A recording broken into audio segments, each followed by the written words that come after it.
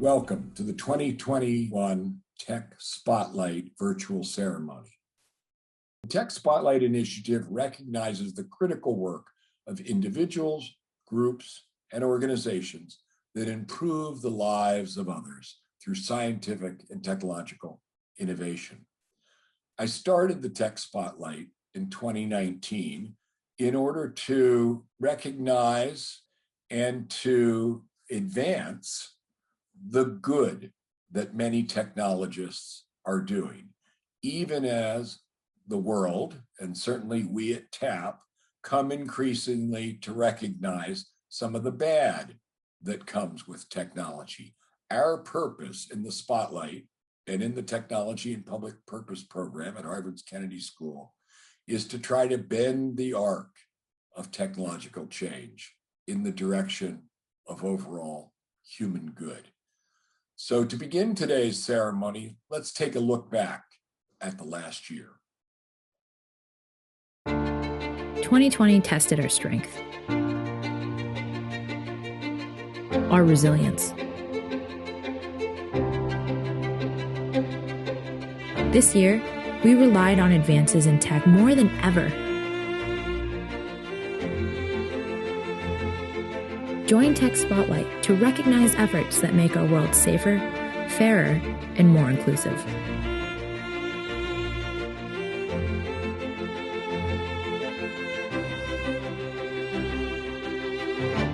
Well, once again, hello, everyone. This is Ash Carter, the Director of the Technology and Public Purpose program. Welcome to Spotlight. Let me first, you've heard the purpose of Spotlight, which is to recognize people that have recognized themselves and in their work that although technology is a wonderful thing, I'm a technologist, we all are, and is generally does wonderful and good things, it doesn't do that automatically. And we need to work at, I was paraphrasing Reverend Martin Luther King, bending the arc of technological change in the direction of overall good.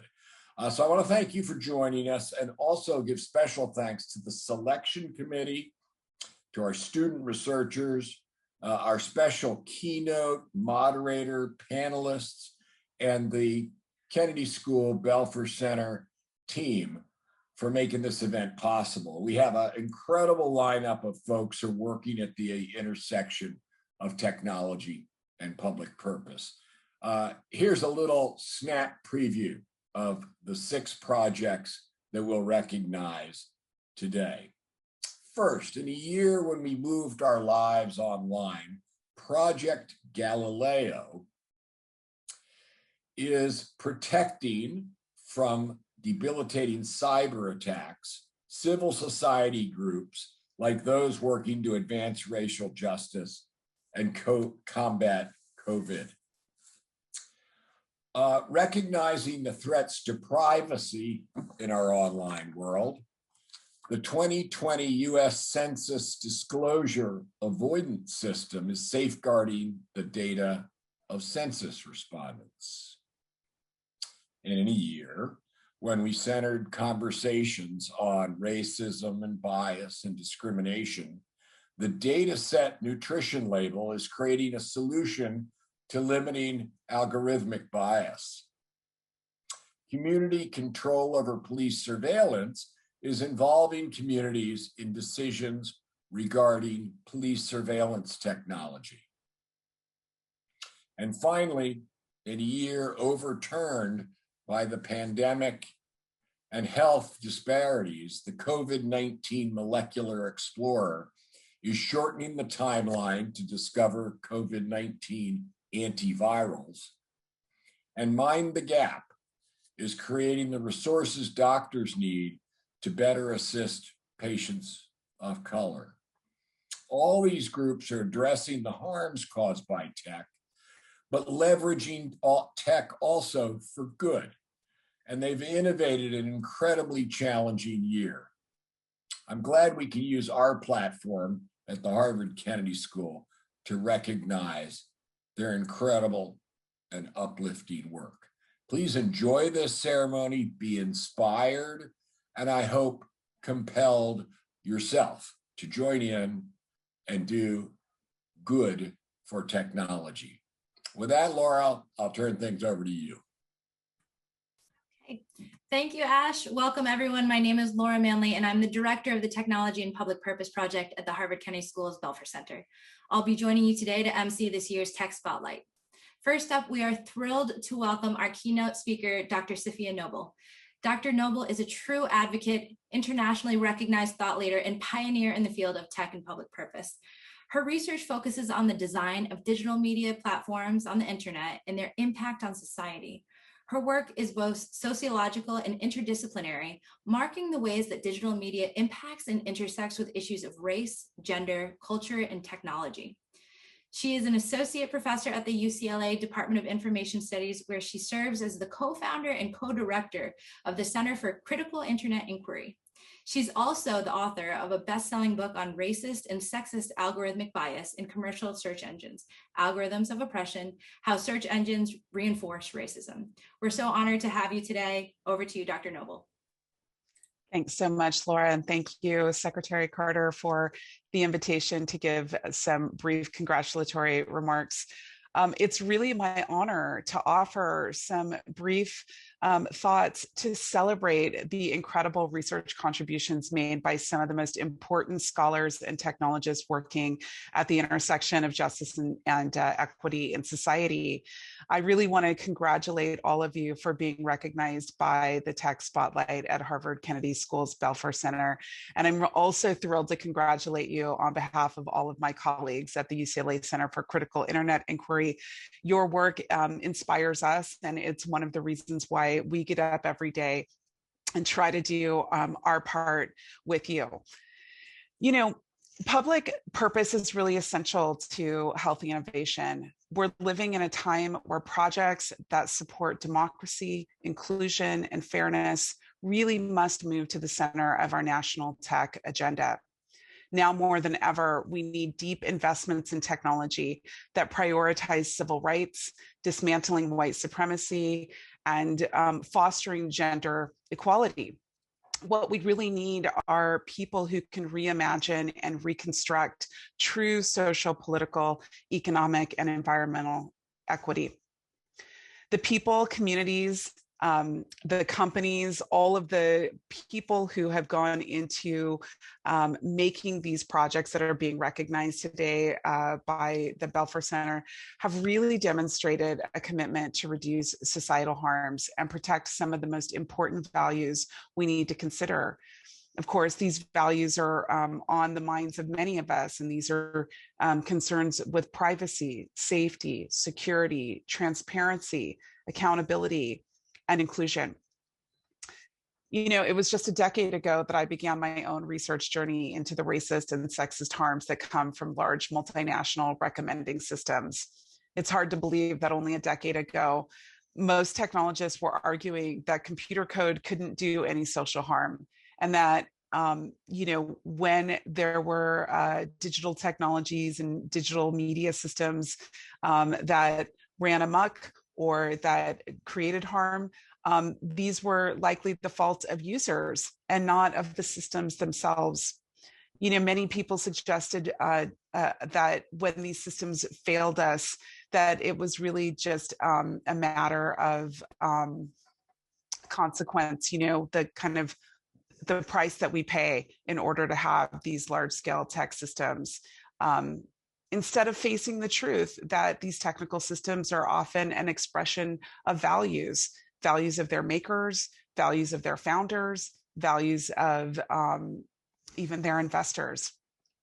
Now, unfortunately, I'm sorry to say that we have mountains of evidence a decade later that show how profoundly the harmful effects are of many different types of computing technologies. And these include, of course, algorithmically driven systems and emerging artificial intelligence systems. Every week, there's a new headline in the news about the danger that comes from data sets that are profoundly discriminatory and that are often used to train machine learning systems with almost no oversight and no possibility for legal protection or recourse. So today, I have to say that I'm relieved. I'm glad to know that we're here to acknowledge the work of so many people who are working tirelessly to imagine a different future.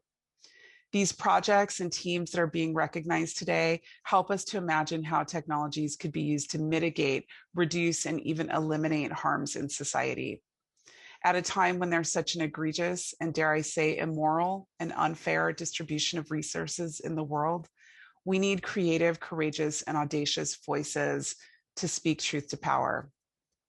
We need designers who are looking at the most pressing issues of structural and systemic racism and sexism and trying to find ways to solve these legacy and contemporary challenges. We need thinkers who aren't afraid to challenge the status quo. We need people of conscience who value people over profits to emerge and refuse to put their skills and labor in service of oppression.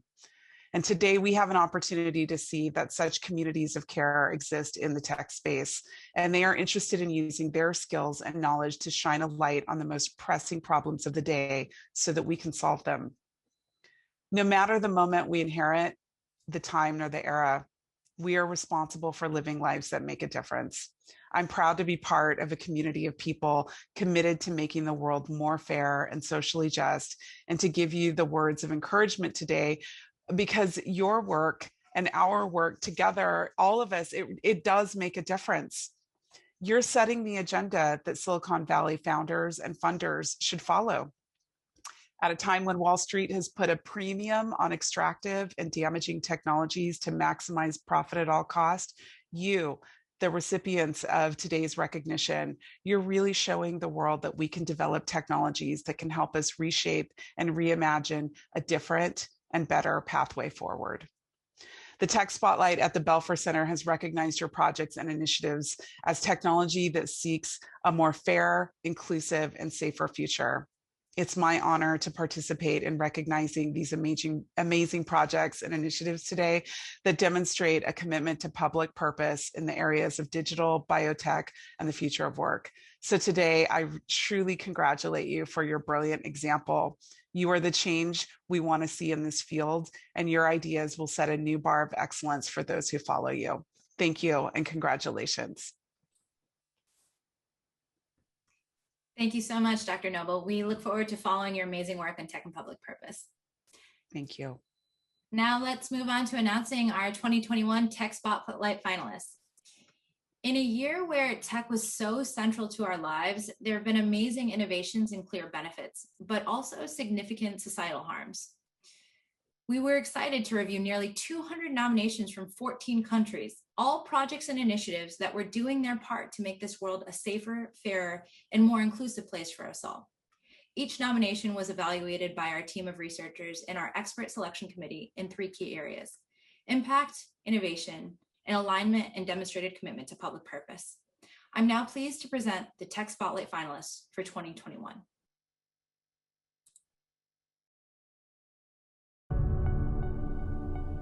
Here are the 2021 Tech Spotlight finalists. Community Control over Police Surveillance, ACLU. COVID Symptom Study app by the COVID Symptom Study. COVID-19 Molecular Explorer, IBM Research. The Dataset Nutrition Label, the Data Nutrition Project. Garbage In, Garbage Out, Face Recognition on Flawed Data, Center on Privacy and Technology at Georgetown Law. Mind the Gap, Black and Brown Skin.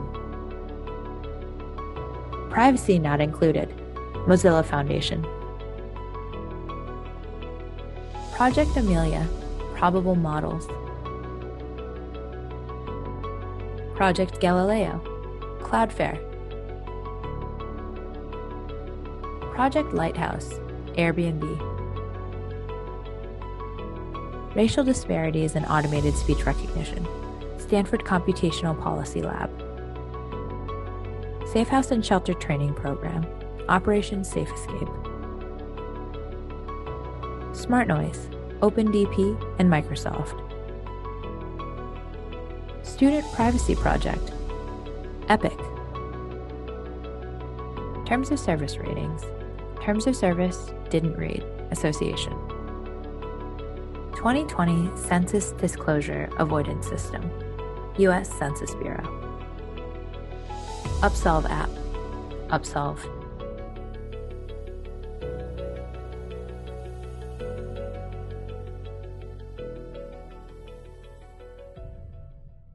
Congratulations to all of our finalists. We're now pleased to welcome Gideon Lichfield, the Global Editorial Director of Wired. Previously, Gideon was the editor-in-chief of MIT Tech Review, founding editor of Quartz, and the first science and tech writer at The Economist. Today, he will moderate a conversation with several of this year's finalists, including Kasia Chmielinski from the Data Nutrition Project, Michael Hawes from the US Census Bureau, Chad Marlow from the ACLU, and Alissa Starzak from Cloudflare. Over to you, Gideon. Thank you very much, Laura. And I'll just say a slight correction. The Economist has been around for 170 years, so I probably was not the first science and tech writer there, but it was part of a long and great tradition. I'm very, very pleased to be here recognizing these projects that have been recognized by TAPP. They are, as Ash Carter said, a very broad range of projects tackling subjects that are fundamental to the challenges we face today. This was a year in which we lost so much, and yet people mobilized, they organized, they collaborated, and they innovated in the face of multiple crises. These projects that are being recognized range from the medical field to structural racism to data privacy and the use of data in general. And as Secretary Carter said, many of them are using technology to try to correct some of the harms created by technology, because technology is always a double-edged tool. What I think these projects share, as disparate as they are, is that they tackle deep and fundamental problems, some of which have become even more urgent in the past year of the pandemic, while we've all been living under various degrees of lockdown. What I'm going to do in the next half hour or so is talk to some of the panelists, some of the people behind these projects, and try and tease out both what they did and how they worked in the year of the pandemic, and also what some of the common themes are that unite these very different projects. So I'm going to start by having some individual conversations with them, and then I'll bring them all back for a group discussion. And let me start by welcoming Kasia Chmielinski, who works on the Dataset Nutrition Label. Kasia, welcome. Hi, thanks so much for having me. Thank you for joining us.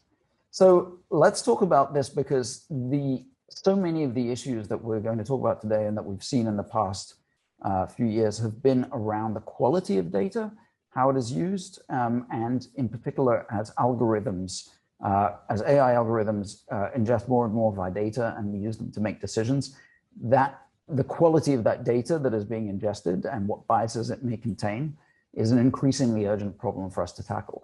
So talk to us a little bit about the Dataset Nutrition Label and what it's trying to achieve. Yeah, great. So I think, when we talk about algorithmic bias, we have to consider how it's happening. And to your point, so much of it has to do with the data. And if you look at the model development pipeline, it starts with hopefully a business question, not always, honestly, where you're saying, I'd like to answer some kind of a question using AI. And then you'll say to your data scientist, go find some data to see if we can support that and see if we can build a model that answers that question. Sometimes there's proprietary data inside of a company. Sometimes it's all public data. And that data scientist goes and Googles a bunch of things online, and she finds some data sets, and then she comes back and she says, okay, let me build a model. And then you train that model, and that model then picks up, whatever's in that data. So for example, if you build a hiring algorithm and you train it on historical hiring data, which is something that Amazon did actually, historical hiring data is going to be filled with historical biases about who was hired and who was not. So you might have a data set that is very comprehensive in terms of telling you what's happened in the past. But what's happened in the past is that more women and people of color were not hired for positions where others were, not because they didn't have the credentials, but because of the biases of the time. And so then that hiring model is going to pick up on those biases in the original data set and is going to start to perpetuate those harms. And the problem that I saw as a practitioner and many others in the group is that often we find the issues with the algorithm at the end. And that's problematic for two reasons, right? One is that it might already be harming people. in particular communities that are already being harmed or underrepresented. And the second is that it's very expensive at that point to go back to the beginning and find more data and retrain and go through that process again. So at the Data Nutrition Project, our goal was to use a food nutritional label as an idea or kind of an inspiration to look and say, can we actually build something for a data set which will tell us at the outset whether that data is healthy for the model and the use that we want to use it for at the end, right? And so that's kind of our focus. We build what we call dataset nutrition labels, and these are ideally a way to standardize how to tell whether data is healthy. And that's very subjective. So it's a combination of qualitative and quantitative information that hopefully gets you to a place where you can compare data sets to each other and also give you a little bit of information so that you as a data practitioner can go deeper and say, is this really, are there known issues? Is this really good for the intended use that I have? What for you would be the most important uses of labels like these? Like in which sectors do you think that the need is most urgent to have that kind of labeling? That's a really good question. I think there are some industries and domains where you're seeing the most mature uses of AI, and I'd say starting there, especially when it comes to AI that affects people, because we're really talking about community harms. So, for example, if I have a bunch of data on trees in Central Park and I'm making a bunch of models about how I water these trees and things like that, that to me is less important to be having a data set nutrition label about that, because that isn't directly tied to people who are getting access to resources, access to health services, et cetera. So I think that you'd want to look at domains that are more mature in their use of AI, specifically around people and communities. To me, first to come to mind is healthcare, also finance, and lending, consumer lending, collections, things like that. And there are a few others that you could kind of hit on that list, but I think you'd want to start there, and that might be the criteria to identify which domains to do some prototyping or some labeling in. Have you seen any specific examples you can point to of how algorithms, either algorithms or data collection, or at any rate, the process of using AI changes for the better after using something like the dataset nutrition label? Definitely. I think, it's not always a case, it's actually very rarely a case of malintent, where someone goes in with a data set and says, I want to build a terrible algorithm that's going to do terrible things to people. It's more often a case of resource constraints, where there aren't a lot of data scientists. They don't have a lot of standards internally to check the data. That's the thing that's crazy in this industry, is that it's growing so fast and changing so much, and there's so much data and so many kinds of data, there really are no standards. So it's really up to every single individual practitioner, maybe their team or their organization, to put in place standards. And that's why we're hoping to standardize across. I've definitely seen in my own work in industry, in finance as well as healthcare, the implementation of some kinds of standards at an individual level, like an individual organization level, and just saying, hey, we should look for the distribution, we should look for proxy variables, we should look for these kinds of things. And I've seen many cases where, just doing that kind of investigation leads to people saying, hey, let's hold on and make sure that we are adjusting this model to make sure we're not picking up on that particular bias. The other challenge for this is that a lot of these models and use cases are proprietary. So you never really know what's happened inside of these companies unless you're inside of them. And so you don't know what kinds of adjustments have been made. And that's why we're also hoping to we have actually put the label methodology out there, so that organizations that want to use this internally but don't want to create labels to publish can do that, or they can even use the label as a proxy for the data set and not publish the data set, but publish the label to show some kind of level of transparency. What do you think it would take for the label to become an industry standard in some form? That's an excellent question, one we ask ourselves a lot. I should mention we're very much in prototype form, but we have had some great conversations, and I think that it's really kind of a bottom up and a top down type of a thing. And from the bottom up, what we produce is open, and the methodologies that we use and that we recommend are also very much working off the backs of other projects, not even off the backs, alongside projects like data sheets for data sets, model cards, fact sheets. There's a lot of work that's happening in the space. We're not the only ones. So we recommend that people use certain methodologies and that they take a flavor of that. Hopefully the idea is that we're driving a culture of transparency and an appetite for transparency, in the same way that, because the can of Coke that I drink has a nutrition label on it, I start to think about nutrition more broadly, even on items that don't have the label. If I go to a bakery, I start thinking, oh, I wonder, what the label would look like on that, even though it doesn't have one. We want the same kind of a deal where people start to expect that they're going to have certain information about a data set, and that's very ground up. So in that way, it's about openness, it's about conversations like this, and really driving the change from the ground up. I think there's also kind of top down. So there's policies. We would love that, every open data set that's published, for example, comes with something like a label. We believe in the standardization of documentation and interoperability. So I think driving from the policy down, as well as working with organizations that are putting out certifications. So for example, the Responsible AI Institute has a certification around responsible AI, and the data nutrition component is actually their data component to that certification. So trying to become part of certifications that are also being used kind of more from the top down. Great. Well, Kasia, thank you very much. I'm going to bring you back in again in a little bit.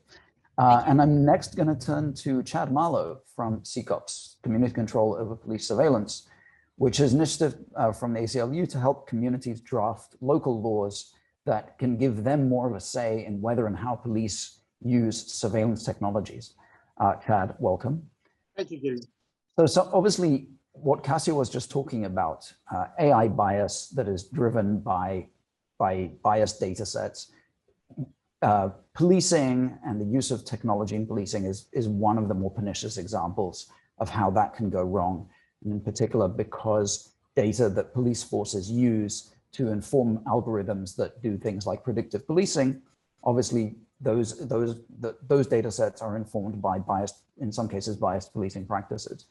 So as a result, there's been this movement, particularly over the past year, that we've seen in the wake of the Black Lives Matter protests to ban the use of technologies like facial recognition in various cities. And it feels like the national conversation around policing and surveillance and the use of tech in it has really shifted in the past year. So can you tell us a bit about how CCOPS has been involved in shaping legislation to help this?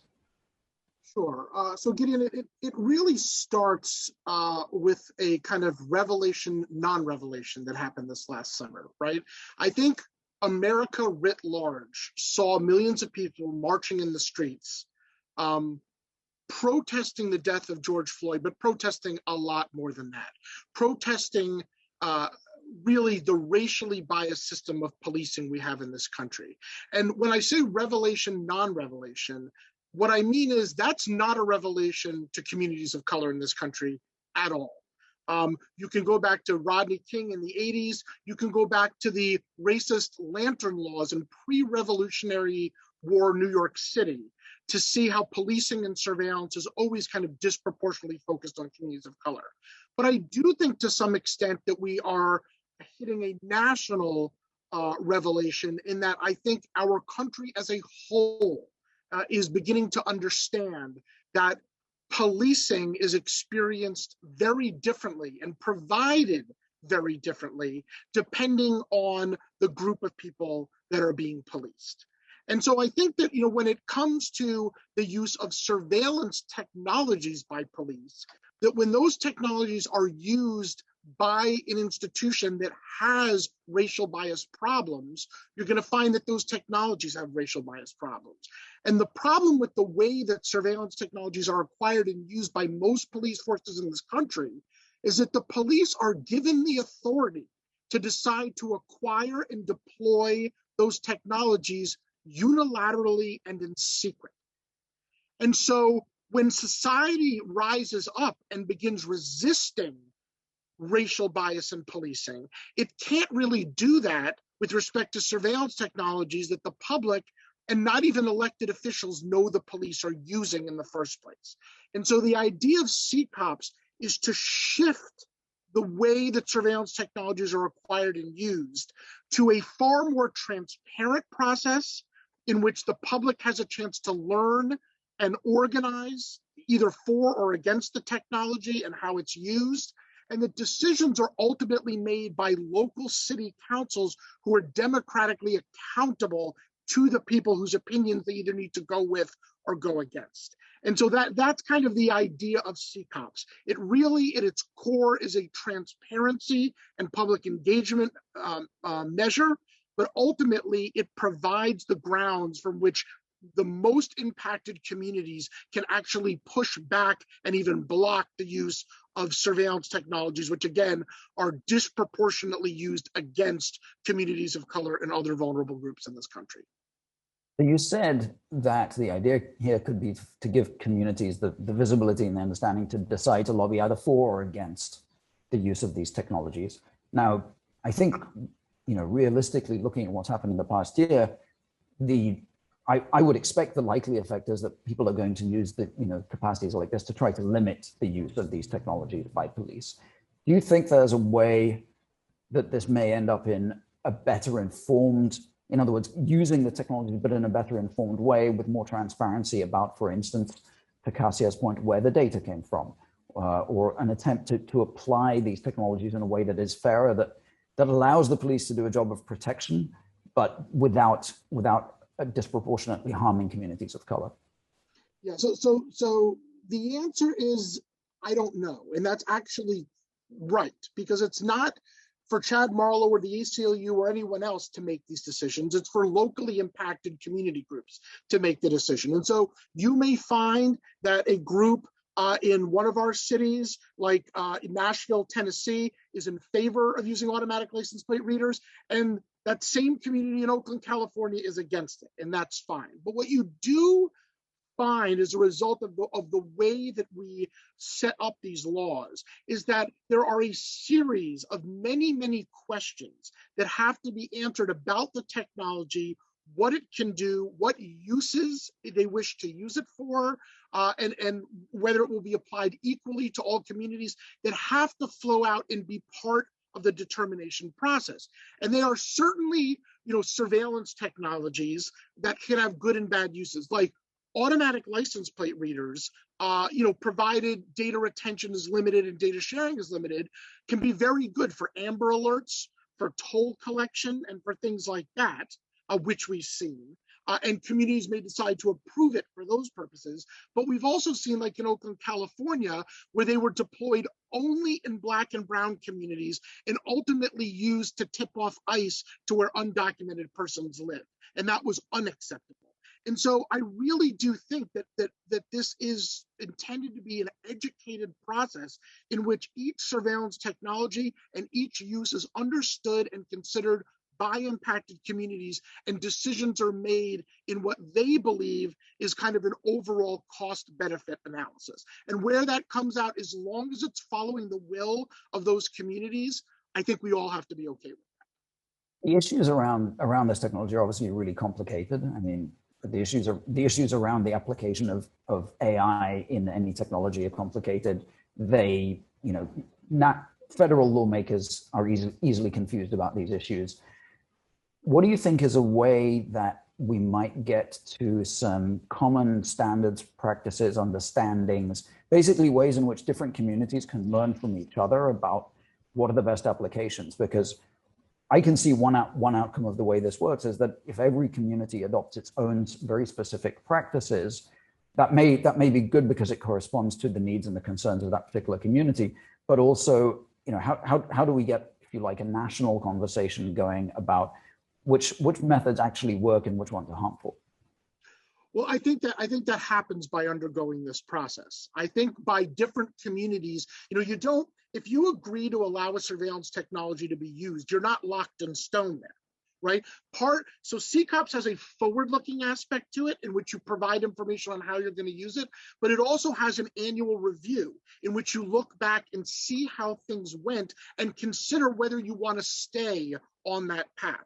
And so I think this constant kind of forward-looking and backward-looking analysis is going to start revealing certain truths about the way that the technology is used.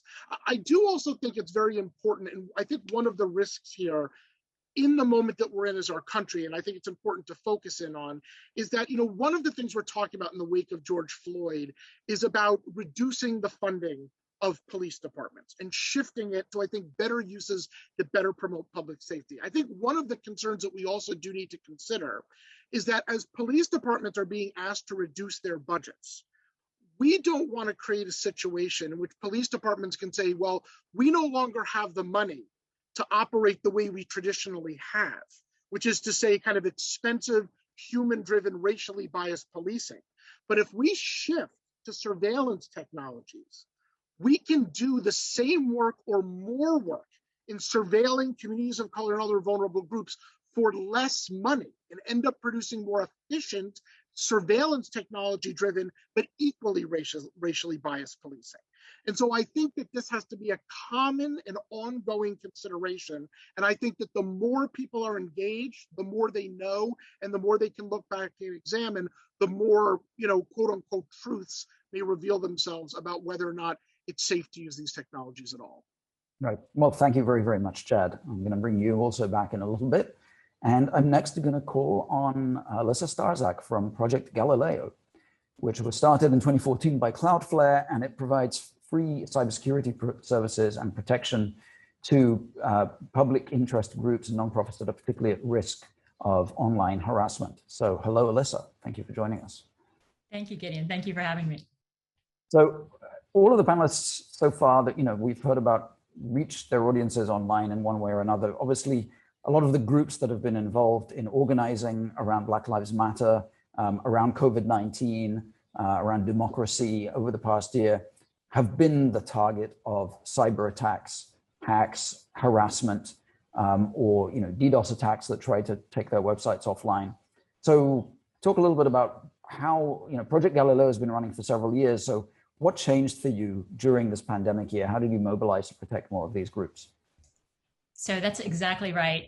What we saw as more people moved online, we also saw attacks move online. So we had seen attacks for a number of years. It's often an easy way to take someone off. But the challenges in a pandemic year when everyone is operating through online look completely different. And what we saw was also, around the protests around George Floyd, for example, we saw that as those protests ramped up, the cyber attacks ramped up as well. So at one point we saw 20,000 requests a second, which is a crazy number from internet standards against a particular website, trying to take it down. It was a site that was organizing for protests against George Floyd. And I think that one of the things that's been interesting over the course of the past year is we really do have to think about how we protect vulnerable groups online. It's just as the online world, particularly as it becomes important, the protection that we give them there is as important as the protection that we give them in the real world, because it's critical to their work. It's critical to making sure they can communicate. And it's just an important part of where we are right now, even outside of a pandemic. Yeah. How have the threats that these groups are facing been changing? So I think one of the things that we're seeing actually a lot, so we see a couple of things. We see people try to take websites down, but we also see attacks on trying to get into systems, to potentially corrupt systems, or to change data or delete data. We see ransomware. We see all sorts of things that look actually more at internal systems. So one of the things that we've actually been doing over the course of the past year is to think about other tools that we can give to civil society organizations, to social justice organizations, that will help them protect themselves in a number of different ways. So not only protecting their external facing site, but also protecting their internal systems from attack. So that is an area we've been focusing on a lot because we've really seen the need during the pandemic. Yeah, I mean, these are threats, and these are the kind of tools that go well beyond, I think, what Cloudflare itself normally provides to its clients, right? You're focused on protecting websites from attack, but here we're talking about a whole range of security threats to activist groups. Do you see then your work continuing to expand on Galileo?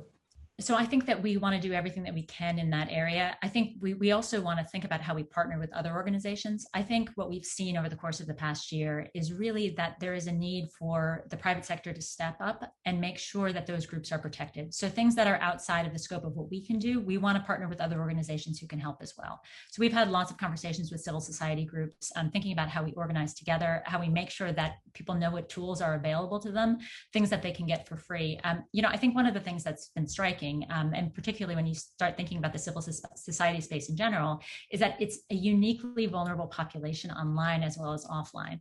So you often have small groups, they're underfunded, they don't have a lot of staff, particularly if they're sort of in the community organizing space, they may not have technical staff. So there's a lot that you can do as in the tech world and in the private sector to just help them bolster their defenses, make sure that they have what they need, make sure that they have access to other people who might be able to provide them tools.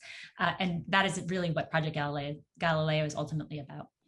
Yeah, I mean, it feels like if you work in this sector, in the nonprofit space, in a public interest organization, the risks to you and the threats to you increasingly are coming from the online sphere, as well as the offline one. Friends of mine who work at these kinds of organizations, that is the thing that they increasingly are thinking about and trying to figure out how to protect from.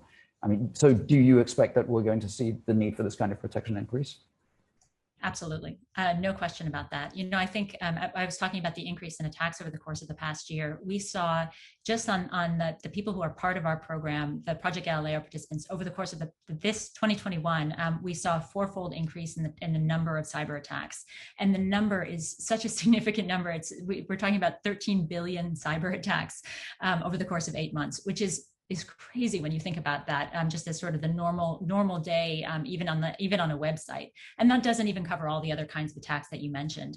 So I think we really do need to make sure that we have a system in place that protects people who are operating online from the range of different kinds of attacks. And I think there's still a lot of work to be done, but I'm really excited that we can be part of it, and we hope to continue thinking about ways of innovating and doing more. This may be beyond the scope of Project Galileo, but do you have any thoughts on legislation that could help protect groups like this better?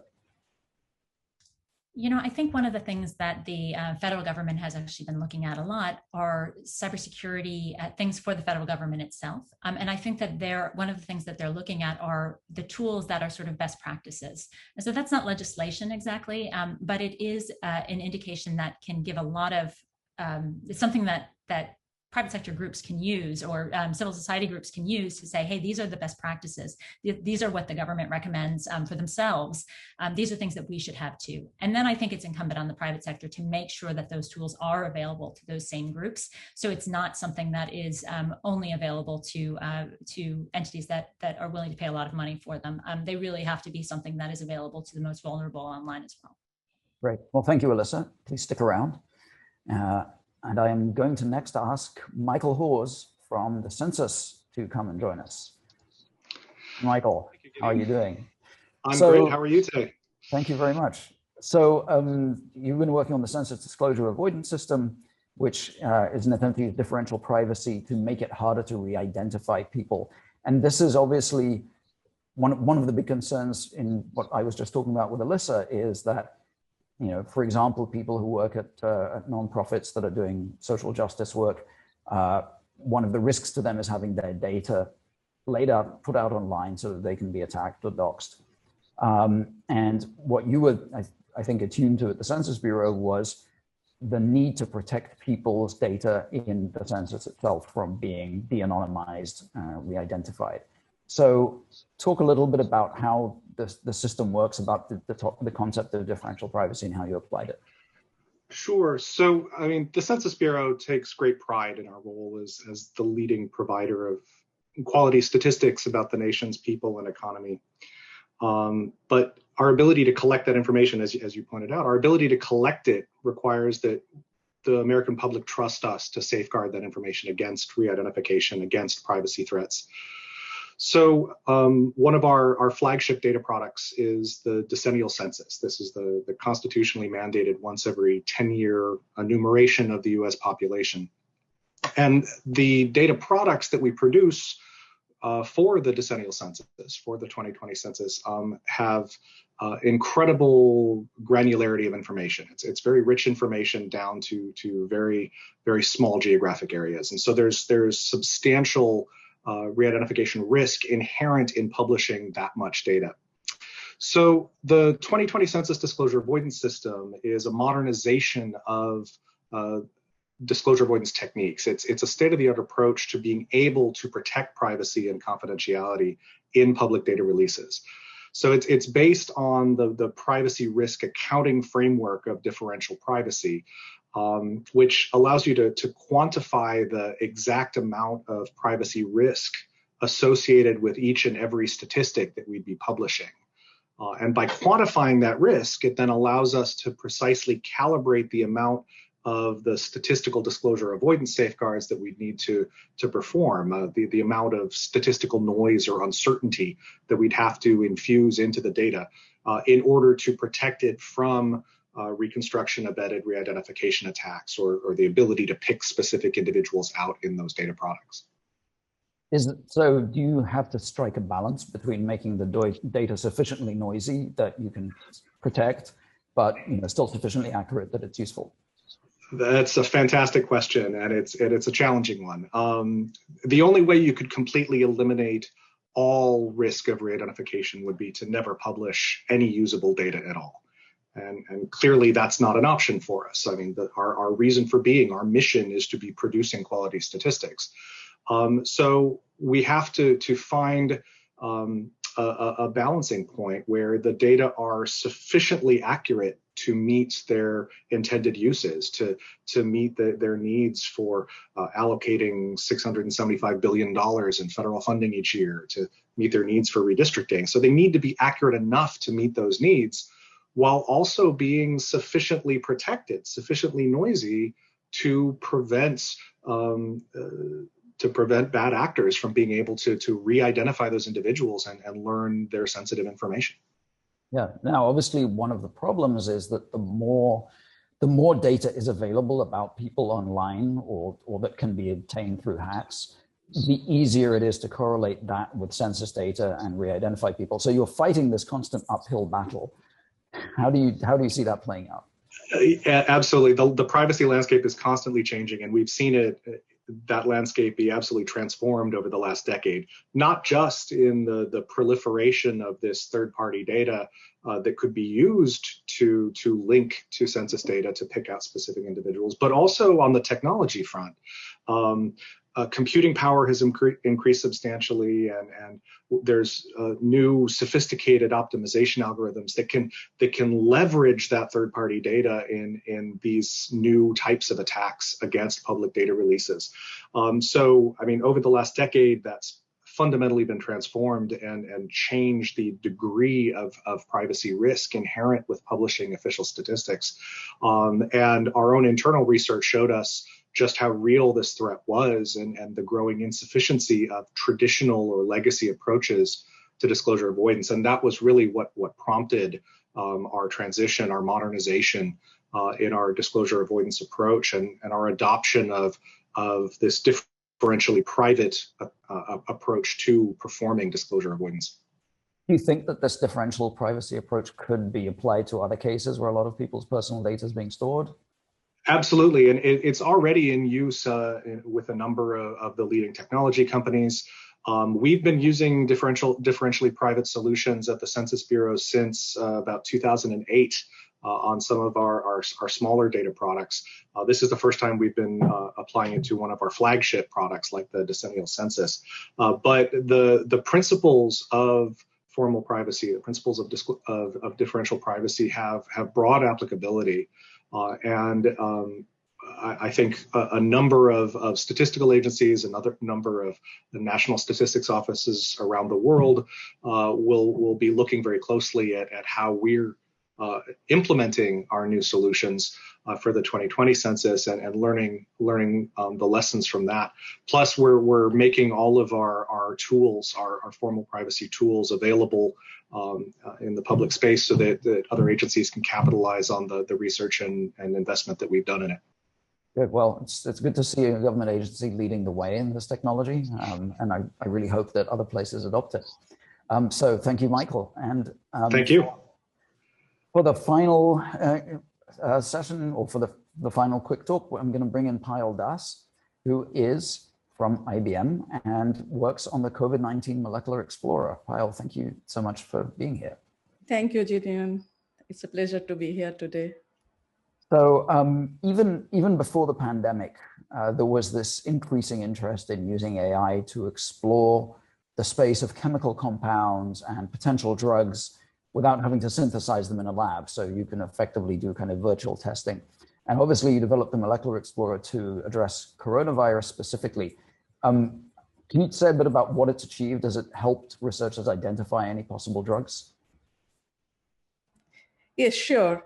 Yeah, so since the launch of the Explorer, we have found huge amount of interest from diverse stakeholders, from public and private sectors, and also from nonprofit organizations, and that has unleashed unprecedented amount of scientific collaboration and partnerships towards quickly solving some of these discovery problems.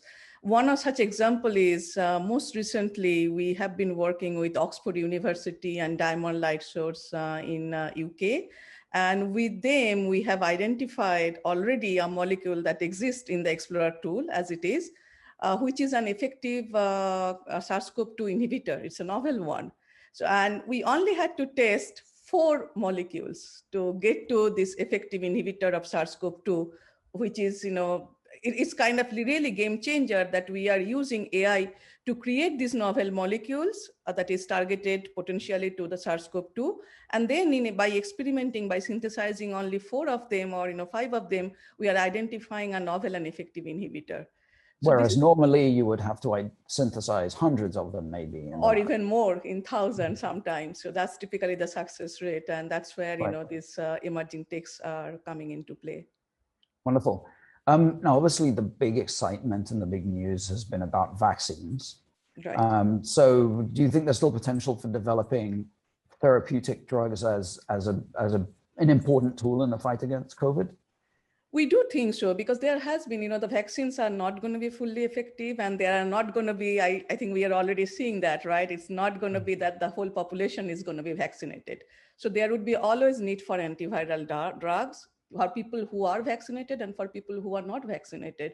And then for emerging or pandemics, there would be always need for, coming up with quick antivirals that can treat those drugs. But the same technology that we are building now, we are also taking it to developing newer vaccines, and we have already started working with some partners out there. Yes, and then beyond COVID-19, what other diseases or what other problems do you think a tool like this could be applied for? The tool or the technology, I would get back to the underlying AI technology. So this technology allows us to create novel and valid hypotheses by learning small amount of real world data. We all know that label creation, particularly in many scientific domains, like in drug design, it's expensive and it could be noisy, imbalanced, and so on. So the AI technology that we have created, which consists of a controllable deep generative model that learns both from unlabeled and labeled data, now we are taking it to several different applications. For example, coming up with novel broad spectrum antivirals, antimicrobials that are safe to use. In fact, last month we have published our work in Nature Biomedical Engineering, where we have showed how this AI technology can enable us to discover novel and safe broad spectrum antimicrobials that are also not inducing any resistance to the bacteria. So this is like, some of the real application, real proof points that we have created, that this is not at the level of prediction anymore. These are real. And there are this huge potential, for example, coming up with new antimicrobials that are safe to use, at least in mouse model, and also which does not induce resistance to bacteria, and also can treat some of the very hard to treat gram-negative bacteria in less than 2 months compared to several years that used to be in the past. Now we are taking it to developing new materials for carbon dioxide capturing or better battery materials, but the potential is really huge and endless here. The other aspect, I think, the tool serves here is promoting open innovation and building a trusted community for accelerating discovery. We are participating in global partnership on AI, which is a global organization initiative that has different stakeholders from different academia and industry. And the goal here is that how do we come up with the infrastructure and recommendation for better use, adoption, and development of AI that is grounded in human rights and human values. Great, thank you very much. I'm going to ask all of the panelists to come back and join us now. So Kasia, Chad, Michael, and Alissa, turn your cameras back on. Hello. So we only have 2 or 3 minutes left, but I wanted to basically try and do a quick lightning round of what is one lesson, if you like, from the pandemic about how you can either change the way how you think about the way you work, or gave you some sort of inspiration for how you might work differently in the future? And I know it's a very general question, but anything about this past year of working under these extreme conditions that maybe gave you some thoughts about how you might do things differently in the future? I'm going to start with you, Kasia. Oh man, you're starting with me. It's a difficult question. I mean, I think that a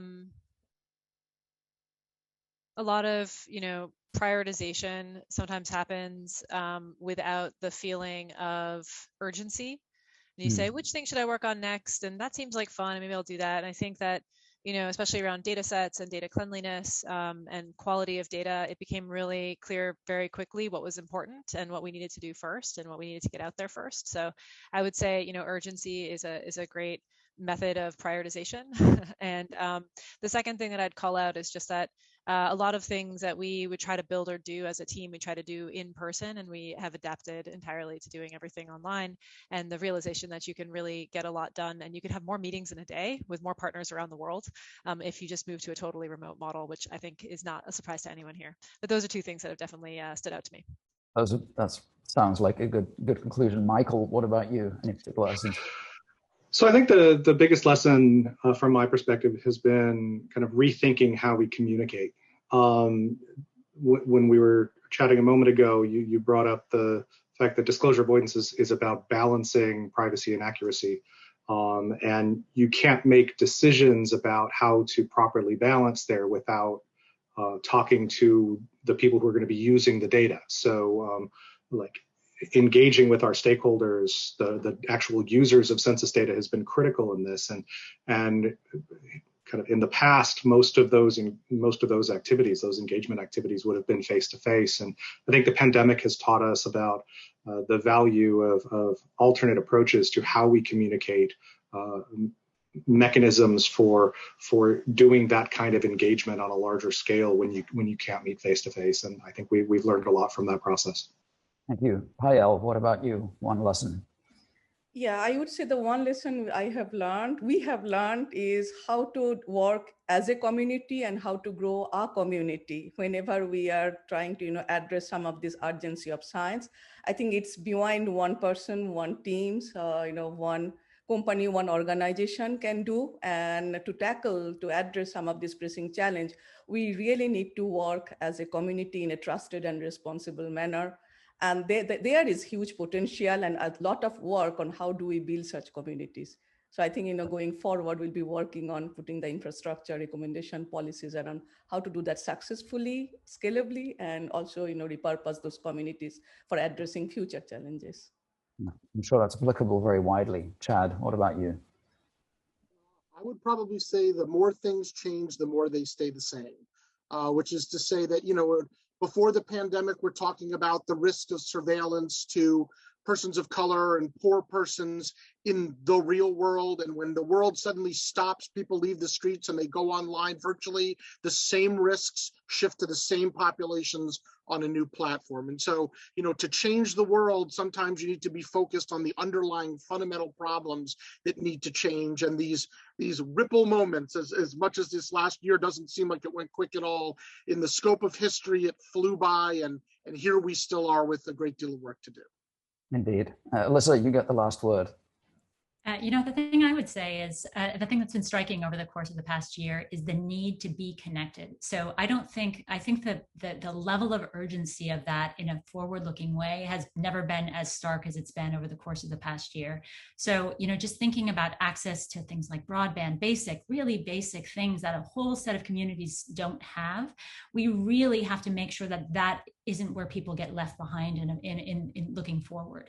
And I think we will change. I actually, on the more positive side of it, I think one of the things that's been useful about the pandemic is the realization that you can connect globally with people all over the world in lots of different communities if you have those connections. So there's a positive angle to it, which is if we can connect the world that way, you can actually have increased connections. You can build your community, but there's still a lot of work to do looking forward. And I think, again, what we've seen over the course of the past year is that work is urgent. It needs to be done now, and people can't get left behind.